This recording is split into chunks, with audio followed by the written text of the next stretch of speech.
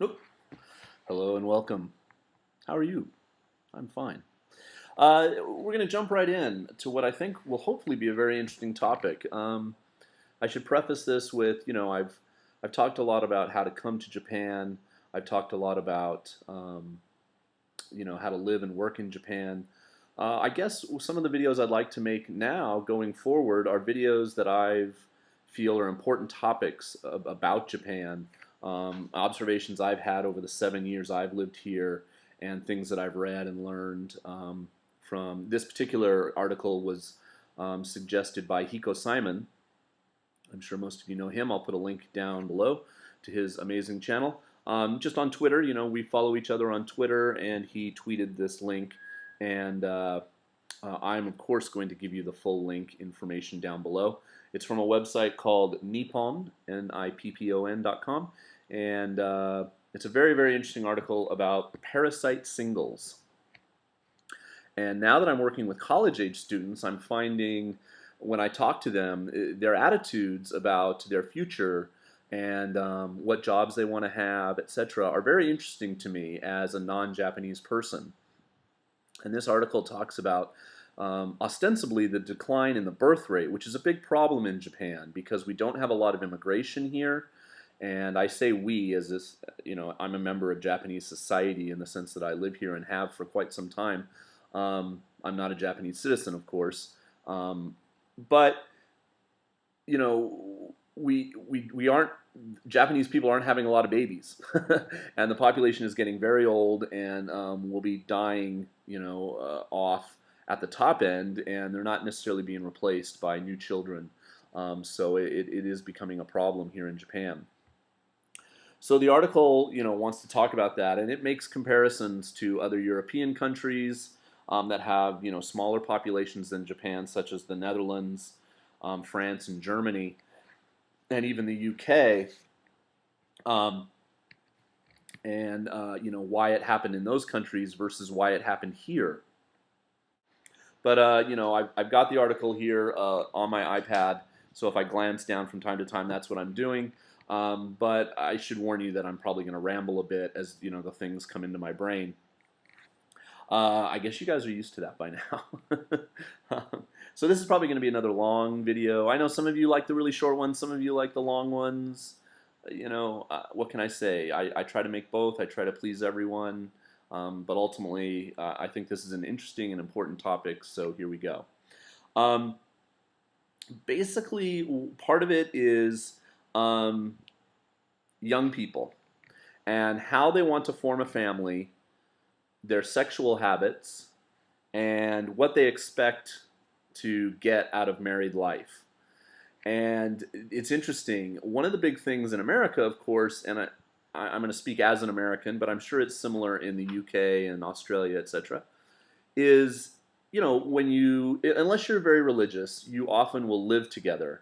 You'll live together with a roommate when you're in college, or roommates, and then B, you'll often, if you find someone that you really like, before you get married and before you kind of commit to that whole process, you'll live together.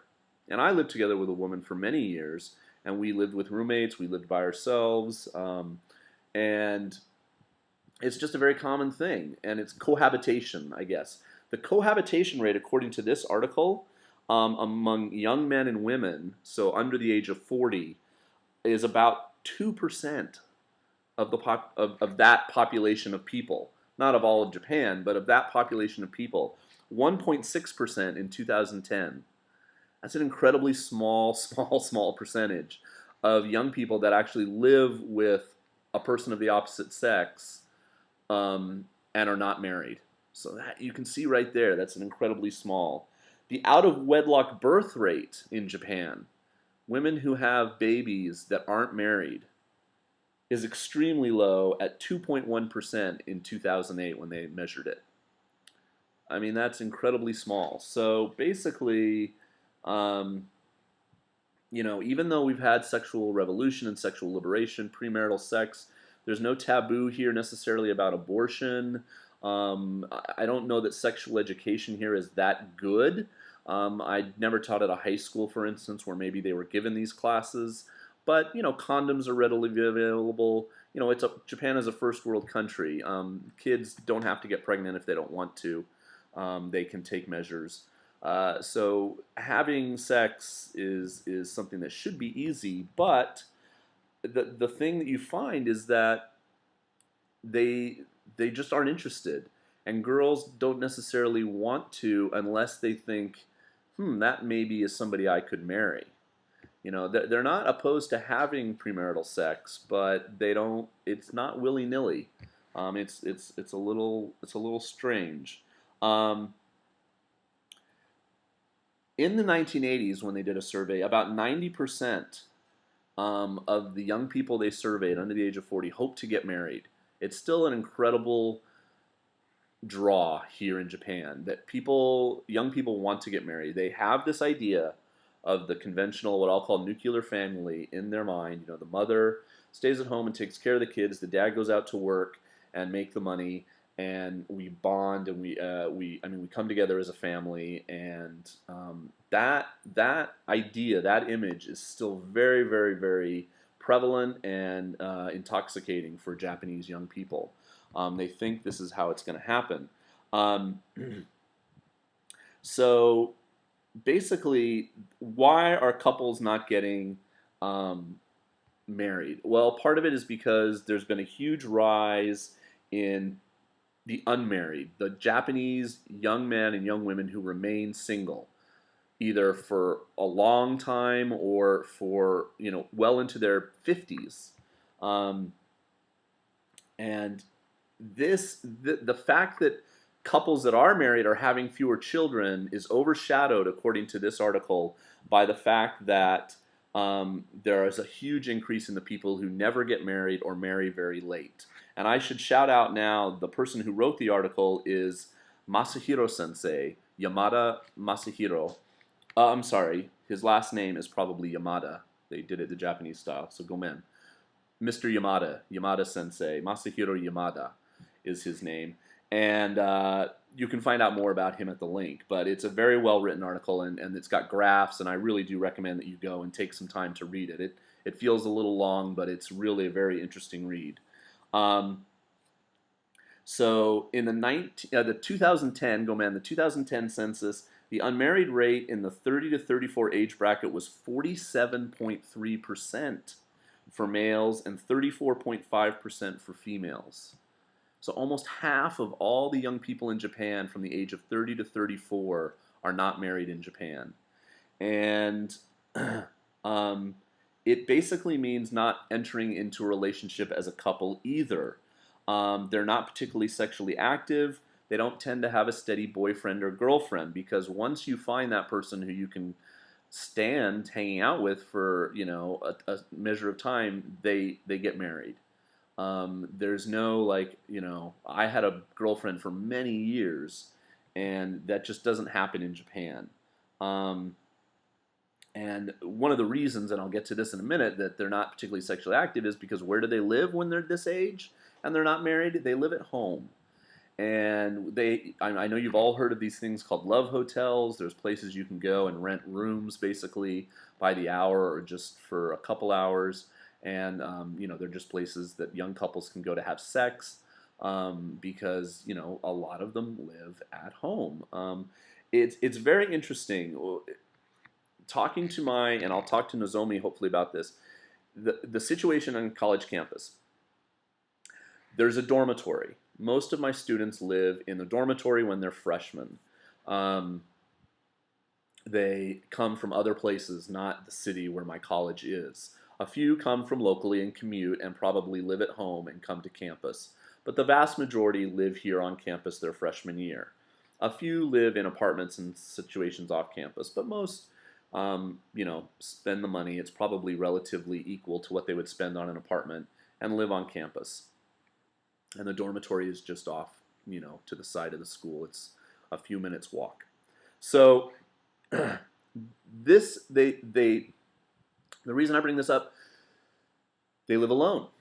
The dormitories are single unit. All dormitories that I went to, for freshmen especially, when I used to go visit friends in school, my school UCSD, my girlfriend's school UC Berkeley, other places I would go and visit friends that were in college, I'm sure you guys can say they're all double occupancy, triple occupancy, like with a bed and maybe a bunk bed, or I mean, they cram the kids in there, right? Not so in Japan. They get a single bed, they get a little desk to put their computer on. Sometimes they have a TV, they have an air conditioning unit, a little closet, a little tiny shower bath area, and it's a very small. It's like a business hotel if you've ever been to one in Japan. And those are the dormitories. None of the kids are forced to live with a roommate. There's none of this weird "who's my roommate going to be" type of stuff in Japan. It just doesn't happen. And so what happens is after their freshman year, most of them leave the dormitories and they go and they get an apartment. But they don't go and get a larger place with a friend and say split the rent or anything. They all go get single, like what we would call in America a studio apartment. For generally, it's one room. They have a futon, a roll-up bed that they put out on the floor. They can put it away in the closet. There's a little desk and maybe a kotatsu, and they have a little kitchen, and that's and a bathroom, of course, and stuff. And it's like one room, and it's not as big as my apartment. If you've seen my apartment video on this channel, my apartment will be slightly bigger than most of the students have. And there's just blocks of these apartments around campus, and they're almost entirely inhabited by either single men who have jobs in my town and aren't married, or they're inhabited by students. And so they never have a roommate. So really, the college life is the one time in their lives where they live alone. And some of the students don't like it. I mean, they get lonely and blah blah blah. And but some probably do. And this is the time, obviously, and they're young anyway. They could obviously freely engage in sexual activity if they wanted to. But at least in my campus, it's a very limited pool to draw from. You meet those other. There's 250 kids in the freshman class. Say half are girls, half are boys. You meet that other 100. If you're a girl, you meet, say, the 100 boys, and it's slim pickings out of those 100 as somebody you might find desirable. But anyway, so this idea that you would then meet somebody and then move in together or get an apartment together just doesn't happen. And the vast, vast majority of the students, when they graduate, they either obviously want to get a job, and if they secure a good job in a city away like Tokyo or Osaka, they go and they move there. But a lot of them will move home. And there's no stigma to this, there's no shame, there's no feeling of like, oh, I didn't succeed or whatever, like there is in America to a certain extent. Oh, I have to move back in with my parents. It's accepted, it's encouraged, in fact, by Japanese parents a lot of the time, and it's just a very, very different mindset. So they just aren't used to having a roommate or rooming or that whole thing. When you tell people, oh, I had a roommate or this or that, is just very strange to Japanese young people. So one of the things that the reason for this high rate of unmarried people is because of the expectation. The uncommon, no, a stereotype, or not a stereotype, what am I trying to say? A misconception is that the unmarried rate is going up because there's all these young women now and they're independent, and it's 2012 and they want to get jobs, and so they're rejecting marriage and they're saying no, I'm not going to get married yet. And it's just not, in Japan that's not true. It's not.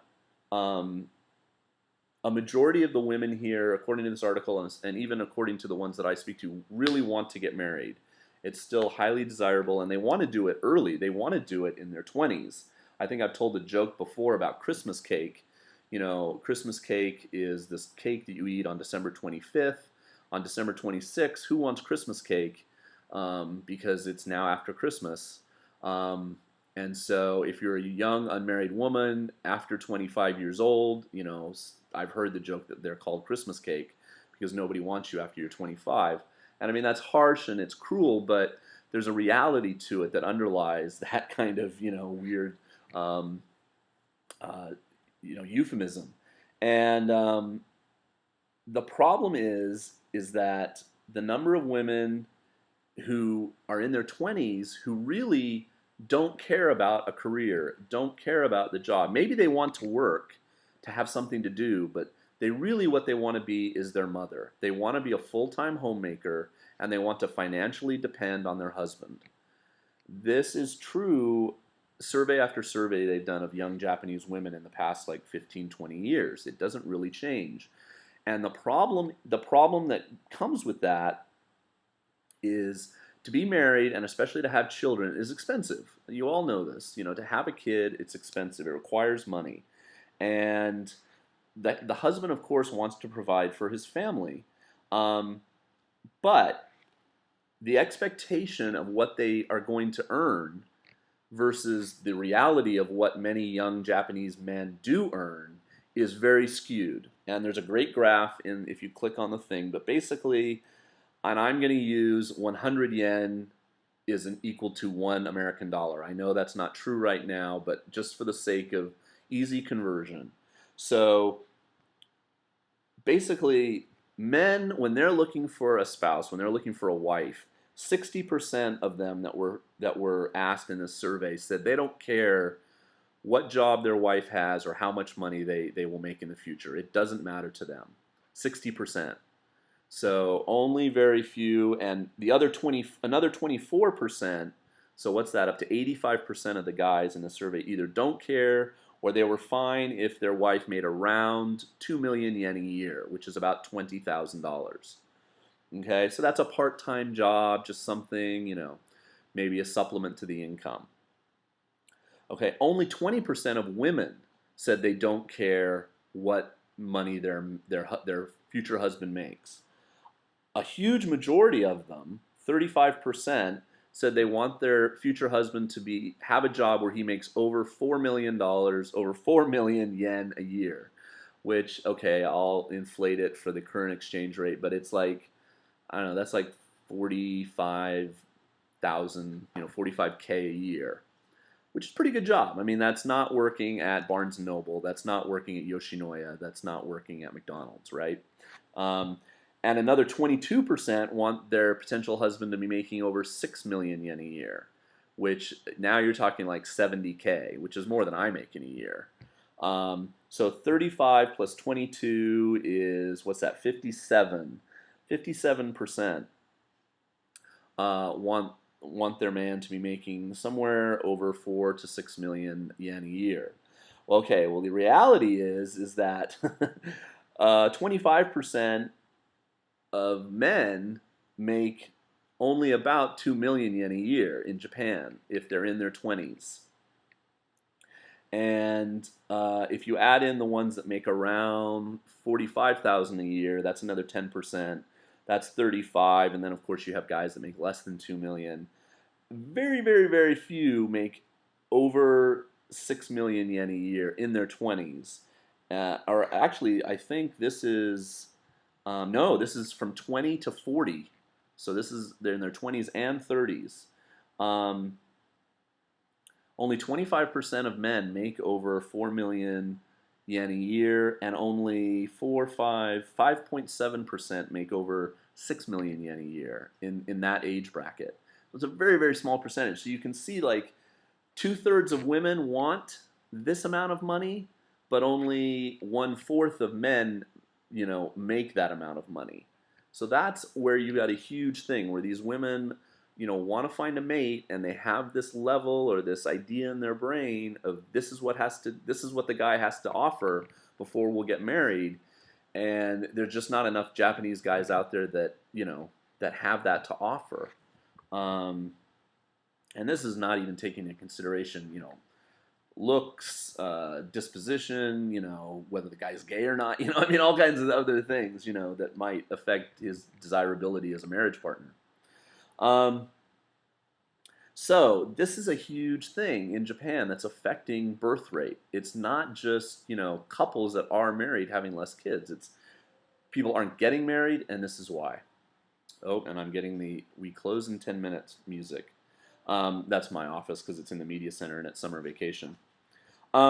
So This started happening in the 70s in Japan after the oil crisis, and I'm not going to go into too much of this. But another thing that happened here is in 1997, we started having these guys who were called NEETs or freeders, and you can look up these terms. And they're non-regular employees. You know, it used to be this thing in Japan called lifetime employment. You got out of college, Honda would hire you. They didn't really care about your degree because they were going to train you from the ground up to be a model Honda employee, and you would go to work for Honda at age 24, and you would work for Honda for the next 40 years. And you know, you would just gradually go up, and that was your job. And this worked very well in the post-war economy in Japan, but it's not working anymore. And these guys who jump from job to job in Japan now are becoming more and more prevalent, to, you know, just huge numbers. And you know, they don't have enough income to attract a woman who has these high expectations that she shouldn't have, and they don't also have the income to have their own apartment to even make this cohabitation that I was talking about earlier possible. And so you have this thing called Parasite Singles, which the article talks about, and this is interesting. All unmarried adults who live at home in Japan is about 80%. So if you were unmarried, over the age of 20, and you know, you're theoretically working, some maybe don't even work, but the chances of you living at home are 4 out of 5. That, you know, unless you live far away, you know, your family's in Hokkaido and you have a job in Tokyo, then you probably have one of these really micro apartments. So he first used this article, Parasite Singles. This is the guy who came up with this phrase in a 1997 article. They don't make a lot of money. They get by with their parents' support. Sometimes they're part-time workers or non-regular workers. And a lot of times, because they're living at home, they don't have rent, they use their wages as their spending money, and they find it enough to get by because their parents aren't demanding of them, saying, look, you've got to pay rent, etc. It's very different than the Western ideal. I know, like, when I thought about going home for about a year, at one point after I'd quit school in my early 20s, my parents were like, well, you can come back and live at home, but you got to pay rent, and you know, you have to have a job, and we want you out of the house every day working, blah blah blah. And they laid down the law, and I was like, okay, you know, that's fair enough. And I actually ended up getting a roommate and living somewhere else until I moved up to Berkeley to be with my then girlfriend. But you know, that kind of situation where your parents expect, you know, monetary things out of you or expect you to be fiscally responsible for yourself, you know, in your 20s is very much more, I think, a Western idea than an Asian one. Um, so obviously, young women um, go and live at home until they can find a man to marry and then move in with him, you know, and start a family, or you know, get married and start their family life. And young men often too opt to, you know, live at home. And let's see what the number is. Yeah, it's like the number of people in 2010 was about age 20 to 34. Unmarried young adults living with their parents was about almost 12, about 11 million Japanese were in this category, but as a percentage of that whole group, it was about 40%. So it's a huge number that live at home. So basically, the conclusion that he comes to, and I'll try to draw this to an end so it finishes here quickly, is that, you know, during this high period of growth after World War II, 1955 to 1972, men were able to find jobs. Japanese men, the economy turned around, Japanese surged, you had companies innovating like Toyota and Sony and Nintendo and, you know, all these companies that brought you all the products that you love from Japan. And then it started to change, and there was a decline in salary growth, and women started to think, wow, you know, maybe I should wait and not get married when I'm 23. I'm going to hold out and try to find a man who makes good money.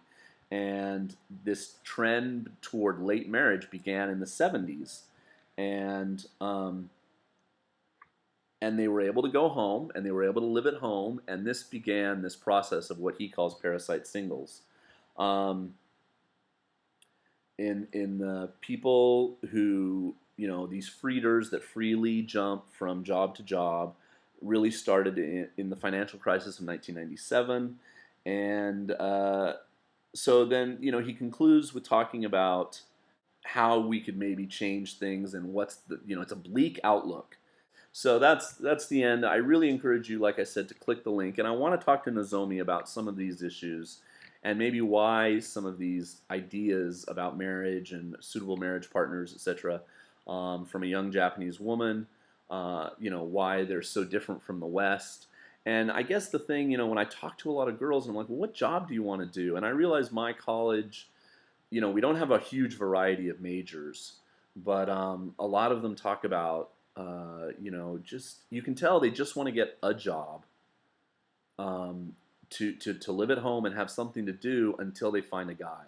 And I talked to a student that I met in Nagoya, who's now going to college in a different prefecture, but she was my student in Shimane when I used to be an ALT, and she's 21 now. And we met up in Nagoya and we had dinner, and she was talking to me, and I just realized that she wants to go back to Shimane, which is like so rural, and I'm like, why, as a young person? And I could kind of tell she's just really biding her time until she finds a husband.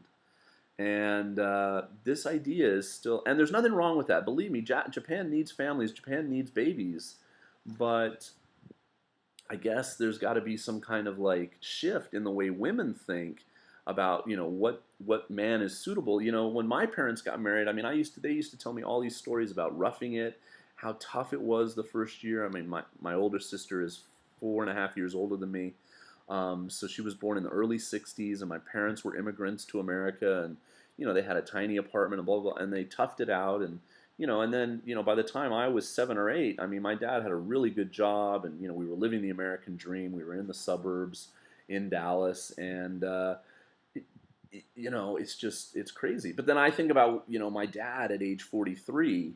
He had 3 kids. He had this job. He was definitely, I have no idea, but he was definitely making over 100K a year. And I think about where I am at 43, single, never been married, making like 50K a year or something like that.